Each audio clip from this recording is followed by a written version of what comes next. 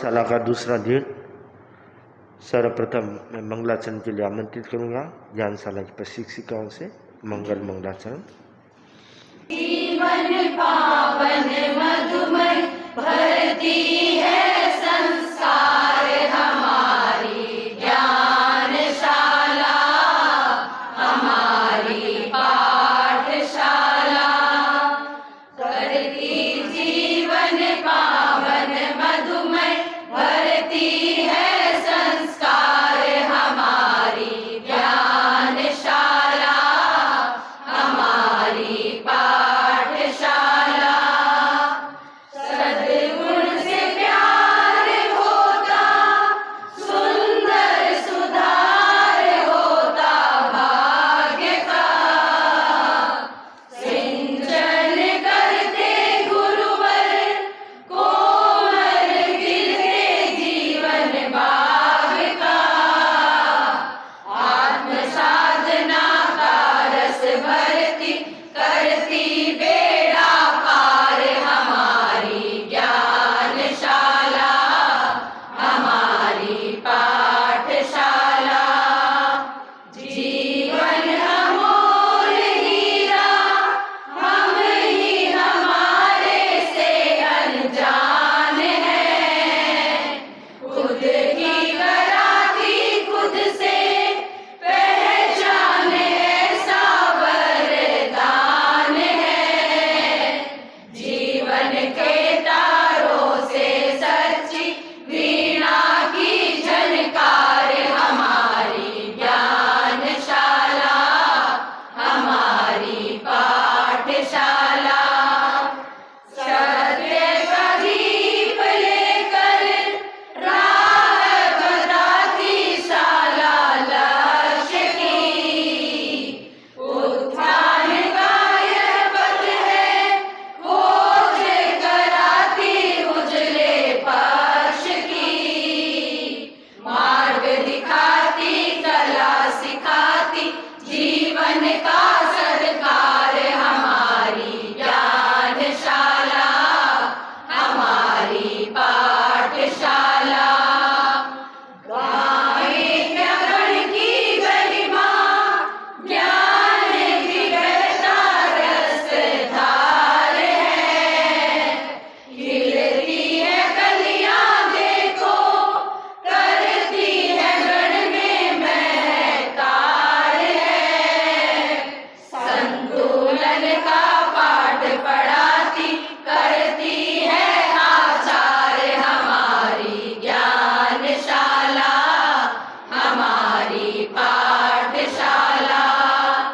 कोमल इन कलियों को बहती हवा से हम त्राण दे। ज्ञान सुधा घट भर दे, गुरुवर के सपनों पर हम ध्यान दे। प्रेम बंधु हो आध्यात्मिकता है नरभव का सार हमारी ज्ञानशाला, हमारी पाठशाला। करती जीवन पावन मधुमय भरती है संस्कार हमारी ज्ञानशाला, हमारी पाठशाला, हमारी ज्ञानशाला, हमारी पाठशाला।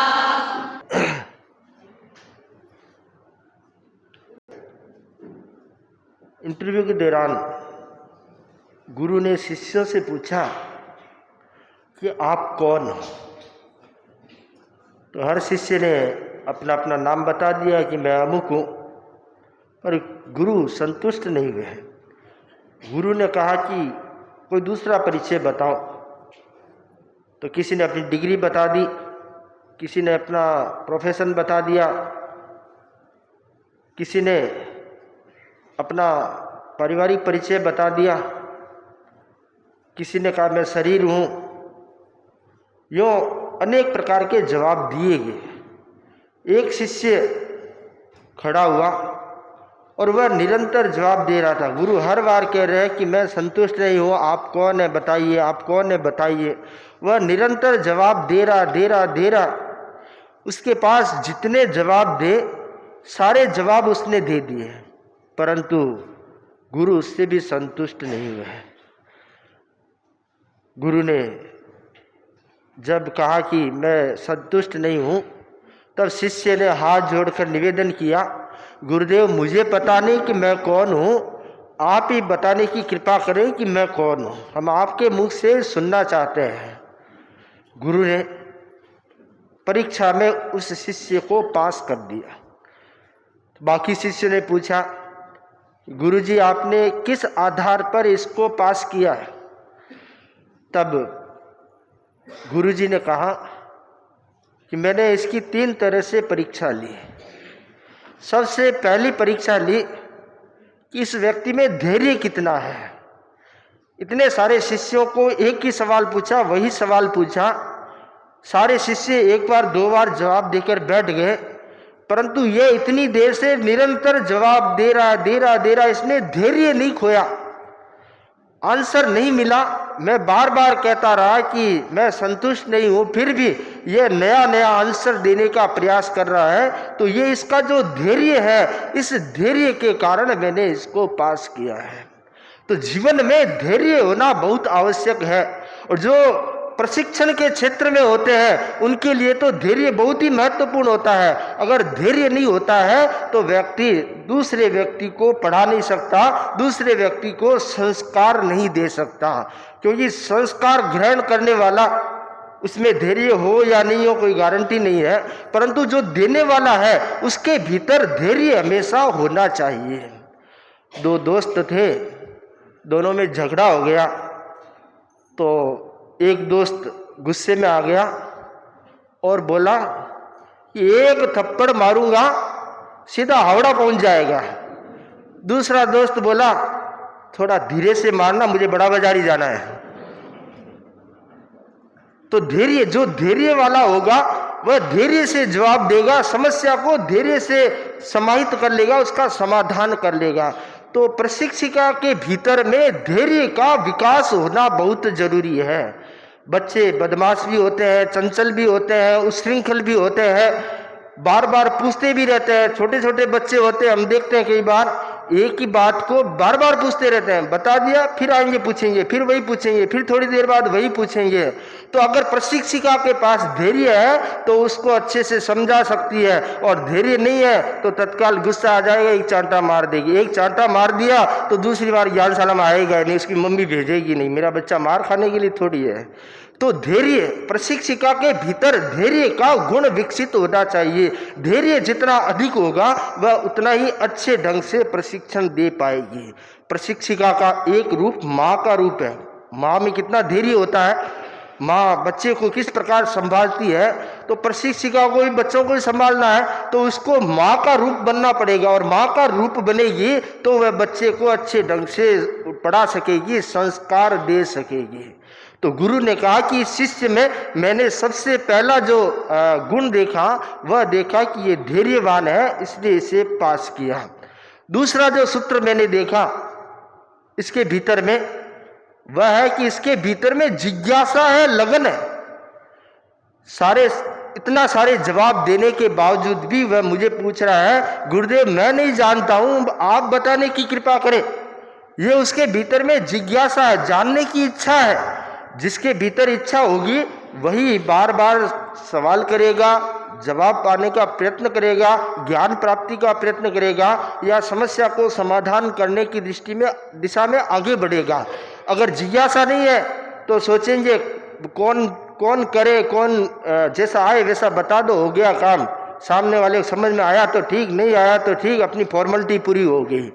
तो जिज्ञासा जिस व्यक्ति के भीतर में होती है वह स्वयं पढ़ सकता है, दूसरों को पढ़ा सकता है, दूसरों को संस्कार दे सकता है। भीतर में ये लगन होनी चाहिए कि मुझे, मेरा दायित्व प्रशिक्षण का दायित्व है, मेरा दायित्व संस्कार निर्माण का दायित्व है कि मैं इस बच्चे को अच्छे से अच्छे संस्कार दूं, मैं इसे अच्छे से अच्छे प्रशिक्षण देकर तैयार करूं। कोई जरूरी नहीं कि आप 1000 बच्चों को पढ़ाओ, आप 4 बच्चों को भी अगर तैयार कर देते हैं तो आप संघ की बहुत बड़ी सेवा करते हैं, समाज की बहुत बड़ी सेवा करते हैं। बूंद बूंद से घड़ा भरता है। एक एक व्यक्ति अच्छा बनता है तो समाज अच्छा बनता है, देश अच्छा बनता है। गुरुदेव तुलसी ने लिखा है, सुधरे व्यक्ति समाज व्यक्ति से राष्ट्र स्वयं सुधरेगा। तो सुधरे एक एक व्यक्ति को संस्कारित कर दिया, एक बालक को भी अगर संस्कारित कर देते हैं तो आप राष्ट्र निर्माण में या समाज निर्माण, स्वस्थ समाज निर्माण में और संघ की सेवा में अपना अहम योगदान देते हैं, महत्वपूर्ण योगदान देते हैं। बहुत बार देखते हैं बहुत सारे लोगों के मन में निराशा आ जाती है कि महाराज बच्चे आते ही नहीं है, बच्चे आते ही नहीं है, हम क्या करें। बच्चे आएंगे, बच्चों को आपके भीतर में अगर उनको लाने की लगन होगी तो बच्चे जरूर आएंगे। कुछ लोगों का सवाल होता है कि अभिभावक भेजते नहीं है। ठीक है, वो तो हम जानते हैं अभिभावक नहीं भेजते हैं, अभिभावकों को क्या पड़ी है, उनको उतने जागरूकता नहीं है।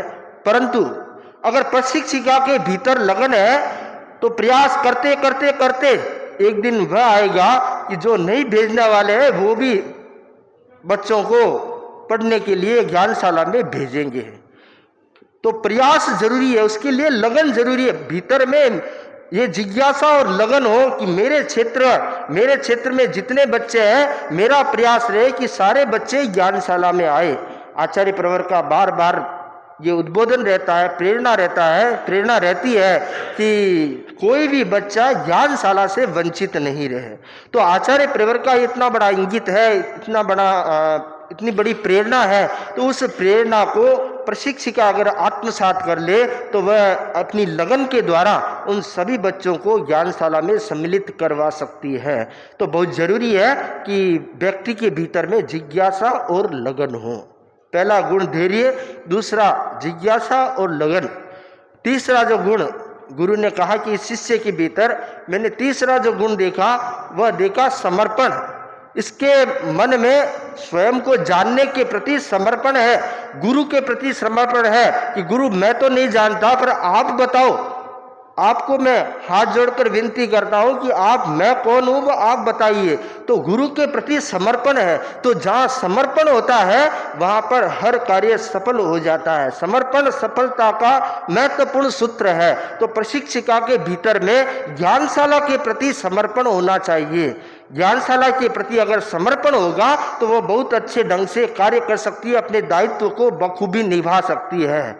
नहीं तो क्या होता है, समर्पण की कमी होती है तो समय पर पहुंच नहीं पाते हैं, समय पर क्लास शुरू नहीं हो पाती है, या जितनी क्लासें साल भर में करनी चाहिए उतनी नहीं कर पाती है, या फिर जो अनुशासन की पद्धति है, गणवेश आदि की पद्धति है, उसमें न्यूनता आ जाती है कि कौन अब साड़ी बदले, कौन चेंज करे, कपड़े चेंज करे, ऐसे ही चले जाते हैं। तो ऐसा नहीं होना चाहिए। स्कूल में जाते हैं तो बच्चों के लिए ड्रेस कोड जरूरी होता है, उसी प्रकार ज्ञानशाला में भी ड्रेस कोड बहुत महत्वपूर्ण है। ड्रेस कोड जो है ये आभास दिलाता है कि मैं ज्ञानशाला में पढ़ाने के लिए आई हूँ, ज्ञानशाला की प्रशिक्षिका हूँ। आपको लगे या नहीं लगे, जो बच्चे बैठे हैं उनके दिमाग में जड़ से आपकी ड्रेस देखते ही ध्यान में आ जाएगा कि ये प्रशिक्षिका है, ये हमें पढ़ाने के लिए आई है, ये हमारे को पढ़ाएगी। तो गणवेश का बहुत बड़ा महत्व है, ड्रेस कोड का बहुत बड़ा महत्व है। तो ज्ञानशाला के भीतर में बच्चों का भी ड्रेस कोड जरूरी है और प्रशिक्षिका का भी ड्रेस कोड जरूरी है। ड्रेस कोड ज्ञानशाला में अनुशासन स्थापित करता है। तो मैं अगर प्रशिक्षिका हूं तो ये संकल्प, ये समर्पण होना चाहिए कि मैं ड्रेस कोड के साथ में बच्चों को प्रशिक्षण दूंगी, संस्कार दूंगी। ड्रेस कोड का कलर जो चुना गया है वह बड़ा ही सुंदर है, वह विद्या के साथ जुड़ा हुआ कलर है। पीला कलर विद्या के साथ, स्मृति के साथ जुड़ा हुआ कलर है। तो पीले कलर का ध्यान किया जाता है, पीला कलर देखा जाता है तो बच्चों की मेमोरी बढ़ती है, स्मृति विकसित होती है। पीले कलर पर ध्यान किया जाता है। तो ड्रेस कोड का अपना विशेष महत्व है। तो प्रशिक्षिकाओं का अगर ज्ञानशाला के प्रति समर्पण होगा तो उसमें फिर किंतु परंतु नहीं होगा। वह जो अनुशासन पद्धति है उसके अनुसार प्रशिक्षण देगी।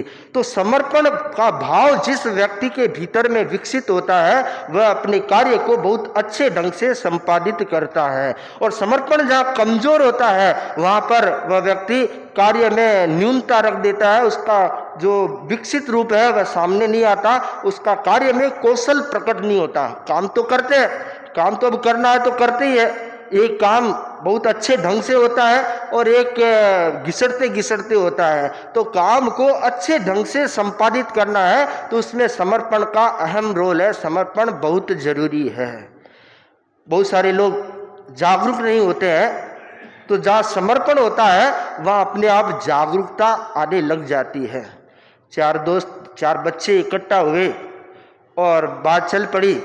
एक बच्चा बोला कि जब एग्ज़ाम आते हैं, परीक्षा आती है, मैं इतना पढ़ाई करता हूँ कि रात को सोना भूल जाता हूँ। दूसरा बच्चा बोला जब पढ़ाई आती है, एग्ज़ाम आती है तो मैं इतनी पढ़ाई करता हूँ खाना पीना भूल जाता हूँ। तीसरा बोला जब एग्ज़ाम आती है इतनी पढ़ाई करता हूँ खेल भूल जाता हूँ। चौथा बोला कि जब एग्ज़ाम आती है मैं इतनी पढ़ाई करता हूँ इतना डूब जाता हूँ उसमें एग्ज़ाम देना ही भूल जाता हूँ। पढ़ाई तो खूब की, एग्ज़ाम नहीं दिया और पढ़ाई करने का अर्थ क्या निकला। ठीक उसी प्रकार प्रशिक्षिका बन गए, बच्चों को संस्कार नहीं दिए। घर में बच्चे, माँ बाप ने बच्चों को संस्कार देना भूल गए। सारी पढ़ाई की व्यवस्था की, दुनिया भर की पढ़ाई, सुख सुविधाएं जुटाई बच्चों के लिए, और उन्हें अगर संस्कार नहीं दिया, संस्कार रूपी एग्जाम नहीं दिया तो बाकी सारी सुविधाओं का कोई मूल्य नहीं है, जीरो। सारी सुविधाएं वैल्यू नहीं है उसकी। संसार की दृष्टि से उनका वैल्यू हो सकता है, परंतु जब आत्म कल्याण और व्यक्ति के व्यक्तित्व विकास की दृष्टि से विचार करते हैं तो उसमें संस्कार सबसे महत्वपूर्ण होता है। तो संस्कार निर्माण अभिभावकों का दायित्व है कि वे बच्चों को ज्ञानशाला में भेज करके संस्कार निर्माण की प्रक्रिया को पूर्ण करें। आजकल अभिभावकों के पास इतना समय नहीं है कि वे बच्चों को पर्याप्त समय दे पाए। पुराने ज़माने में घर में सदस्य बहुत होते थे, 10-15 बच्चे भी कई होते थे, और पारिवारिक रिलेशन भी बहुत बड़े होते थे। तो कोई न कोई रिश्तेदार, परिवार के लोग मिलते रहते थे और बच्चे उनके माध्यम से संस्कार सीख लेते थे, साथ में रह के संस्कार सीख लेते थे। परंतु आज वह स्थिति नहीं है। घर में एक बच्चा है, 2 बच्चा है, माँ बाप है, पिताजी बिजनेस में बिजी है, माँ अपने काम में बिजी है। बच्चे कहाँ जाएंगे? बच्चे जाएंगे सिर्फ मोबाइल के पास। बस मोबाइल जिंदाबाद, मोबाइल की संगति है, मोबाइल से संस्कार ग्रहण किए जाते हैं और मोबाइल की संस्कृति में बच्चों को अपनी संस्कार, अपनी संस्कृति, अपने परिवार से दूर कर दिया है। तो बहुत जरूरी है कि बच्चों को अच्छे संस्कार आए। मोबाइल को छोड़ नहीं पाते हैं तो कम से कम अपने संस्कार अगर बच्चों के भीतर दे दिए जाएं तो फिर मोबाइल हाथ में देने पर टेंशन नहीं रहता, चिंता नहीं रहती है। और मोबाइल हाथ में दे दिया और घर के संस्कार नहीं है तो एक दृष्टि से आपने अपने घर में टेंशन पाल लिया है, तनाव पाल लिया है, समस्या पाल ली है। तो बहुत जरूरी है कि बच्चों को समय दें। अगर समय नहीं दे पा रहे हैं तो ज्ञानशाला अवश्य भेजें। ज्ञानशाला के माध्यम से वह कुछ ग्रहण करेगा तो वह उसके जीवन निर्माण में बहुत महत्वपूर्ण साबित हो सकेगा, बहुत महत्वपूर्ण भूमिका अदा कर पाएगा। बच्चे खेल रहे थे और खेलते खेलते एक बच्चे ने कहा कि कल पर्यूषण लग रहा है, मैं उपवास करूंगा। दूसरे बच्चे ने कहा मैं भी उपवास करूंगा। तो एक बच्चा जो था वह कभी पाठशाला, ज्ञानशाला नहीं जाता था, तो उसने भी दोस्तों के साथ सुना भी पर्यूषण लग रहा है, पर्यूषण अपना पर्व है, तो उसने कहा मैं भी उपवास करूंगा। घर पे गया, मम्मी को कहा कि मम्मी मैं कल उपवास करूंगा। कि क्यों बेटा? कि कल मैंने दोस्तों से सुना है ये पर्यूषण लग रहा है। कि हाँ पर्यूषण तो लग रहा है, मेरे दोस्त उपवास कर रहे हैं, कि दोस्त कर रहे हैं तो मैं भी करूंगा। छोटा बच्चा था कि ठीक है तेरा मन है तो कर, कोशिश कर। उसने उपवास किया। सुबह से शाम हो गई, रात हो गई, सो गया। रात को पिता घर पर आए, पिता को पता नहीं। घर पे आए तो पिता ने बच्चे को इधर उधर करवट बदलते हुए देखा, तो उसकी माँ से पूछा क्या बात है, आज बच्चा सोया नहीं, नींद नहीं आ रही, इसको क्या बात है? तब माँ ने कहा कि आज इस बच्चे ने पर्यूषण लग रहा है, पर्यूषण लगा है आज, तो इसने आज उपवास किया है। जैसे ये कहा और पिता को बोध हुआ कि पर्यूषण लग गया और मुझे अभी तक पता ही नहीं पर्यूषण लग गया। बड़ा खुश हुआ कि छोटा सा बच्चा है, इतनी बड़ी बात, संस्कार की इतनी बड़ी बात इसने दिखलाई, हिम्मत दिखलाई है। उसको उठाया और कहा कि बेटा, आज मैं तुम्हारे इस कदम से बहुत खुश हूँ, तुम कुछ मांगो, मैं तुझे कुछ देना चाहता हूँ, जो गिफ्ट मांगोगे वह देना चाहता हूँ। छोटा सा बच्चा था, परंतु वह जानता था पिताजी की बुरी आदत क्या है। वह उठा और बोला, पिताजी, अगर आप मेरे से खुश हैं, मुझे कुछ देना चाहते हैं, तो आज से आप वादा करें, प्रॉमिस करें कि मैं कभी शराब नहीं पीऊंगा। जैसे ये बात कही, उस युवक की आंखों में आंसू आ गए कि छोटा सा बच्चा है, परंतु अपना कोई गिफ्ट, चॉकलेट नहीं मांग रहा है, कोई खिलौना आइटम नहीं मांग रहा है, और मेरे जीवन के कल्याण के लिए मुझसे शराब छोड़ने की बात कह रहा है। उसका दिल द्रवित हुआ, और उस अच्छे घर का युवक था, कुछ संगति के कारण नशे में पड़ गया था, परंतु उस बच्चे के संस्कार की बदौलत उसने उस दिन से शराब का, व्यसनों का परित्याग कर दिया। तो कहने का तात्पर्य है कि एक छोटे से बालक के संस्कार के माध्यम से पूरे परिवार का वातावरण अच्छा बन जाता है, श्रेष्ठ बन जाता है। तो संस्कारों की सौगात अगर हम अपने बच्चों को देंगे, परिवार में देंगे, तो बहुत बड़ी सौगात होगी। दुनिया में बहुत सारे तोहफे होते हैं, बहुत सारे गिफ्ट होते हैं, परंतु सबसे बड़ा तोहफा क्या है? तो कहा गया है कि सबसे बड़ा तोहफा है कि वक्त देना, किसी को भी वक्त देना। दूसरे तोहफे लिए और दिए जा सकते हैं, पुनः प्राप्त किए जा सकते हैं, परंतु दिया हुआ वक्त वापस लौट कर नहीं आता है। आपने जो वक्त दिया है, भले बच्चों को दिया है, परिवार के सदस्यों को दिया है, वह सबसे बड़ा गिफ्ट है, क्योंकि वह गिफ्ट वापस लौट कर नहीं आता है। तो बच्चों को क्या चाहिए? परिवार के सदस्यों का समय चाहिए। वे उनके साथ रहे, उन्हें सिखाए, उन्हें पढ़ाए या उन्हें संस्कार दें। अगर बच्चों को बचपन में माता पिता का, परिवारजनों का स्नेह और समय प्राप्त होता है, तो वह बच्चा कभी आपसे दूर नहीं होगा, जीवन भर आपके स्नेह की डोर से बंधा रहेगा। और बचपन में अगर स्नेह और संस्कार नहीं दिए जाते हैं, तो उसकी कोई गारंटी नहीं कि वह जीवन भर आपके साथ जुड़ा रहेगा। वह कभी भी आपसे विलग हो सकता है, आपको भूल भी सकता है। तो बहुत जरूरी है कि हम हमारे परिवारों के संस्कारों की सुरक्षा के लिए ज्ञानशाला एक महत्वपूर्ण माध्यम है। आचार्य प्रवर की देन है, आचार्य तुलसी की देन, आचार्य महाप्रज्ञ जी का श्रम और आचार्य महाश्रमण जी की प्रबल प्रेरणा इसके ज्ञानशाला के ऊपर है। तो ज्ञानशाला की प्रशिक्षिकाएं अपना दायित्व समझे। और मैं कहना चाहूँगा कि प्रशिक्षिका का जो आप कार्य कर रहे हैं, प्रशिक्षण का जो कार्य कर रहे हैं, आप बहुत सौभाग्यशाली है कि आपको बहुत अच्छा कार्य प्राप्त हुआ है। ज्ञान देना, संस्कार देना बहुत ही महत्वपूर्ण और बहुत ही श्रेष्ठ कार्य है। तो ये कार्य आपको प्राप्त हुआ है, तो इससे अपने आप को प्राउड महसूस करें, अपने आप को गौरवान्वित महसूस करें कि मुझे ये ज्ञानशाला की प्रशिक्षिका होने का गौरव प्राप्त हुआ है। तो बहुत बड़े गौरव की बात है। तो मैं सभी प्रशिक्षिकाओं को यह आह्वान करना चाहूँगा कि आपको जो ये गौरवपूर्ण स्थान प्राप्त हुआ है, इस गौरवपूर्ण स्थान की गरिमा को बनाए रखें और अपने धैर्य, अपने ज्ञान संस्कार और अपने समर्पण और अपनी निष्ठा से इस कार्य को अंजाम देते रहें। तो अपने आप उसका रिजल्ट बहुत ही सुंदर और श्रेष्ठ आएगा, क्योंकि बीज गुणवान है और उचित सिंचन उसे दिया जा रहा है, तो वह अवश्य फलवान बनेगा। तो बहुत जरूरी है कि संघ की सेवा, शासन की सेवा और समाज की सेवा का ये महत्वपूर्ण दायित्व आपके कंधों पर है। इसे अवश्य बखूबी निभाने का प्रयत्न करें, जिससे संघ और समाज का और अधिक उत्थान हो सके। इन्हीं मंगल भावनाओं के साथ ओम आराम। मेरा निवेदन